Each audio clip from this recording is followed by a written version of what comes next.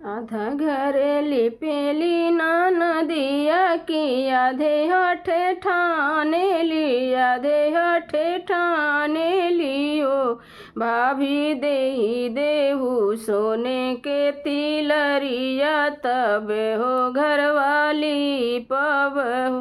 भाभी देऊ न देऊ सोने के तिलरिया तब हो घरवाली पब हो। एक नोट फेंकेली बहुरिया दूसर नोट फेंकेली दूसर नोट फेंकेली हो ननदी लेहू घर केली पवनी तिलरिया नाही देबन हो ननदी लेहू घर के तिली पवनी तिलरिया नाही देब हो। घर में से निकरेली नदिया की भैया पैया लागेली भैया पैया लागेली हो बीरन चल जाई भैया ठाड़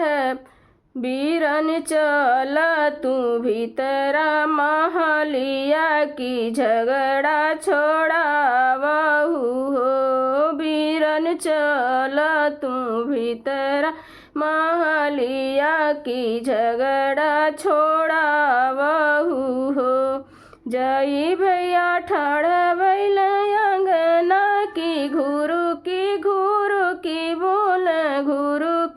घुरु की बोले हो धाना दे देहू सोने के तिलरिया बहिनी हमारी ब्राह्मणी हो धाना दे देहू सोने के तिलरिया बहिनिया हमारी ब्राह्मण हो। लाई के धाना दिहली तिलरिया की नंदिया से लेली की नंदिया से लेली ने हो भैया जुग जुग जिए तोर लाल अमर रहे सोहर हो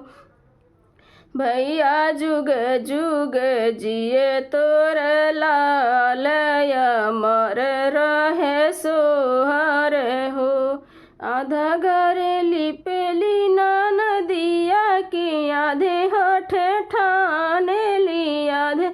हठ ठाने ली हो भाभी देहू सोने के तिलरिया तब ही घराली पब भाभी दे तू सोने के तिलरिया तब ही घराली पब हो।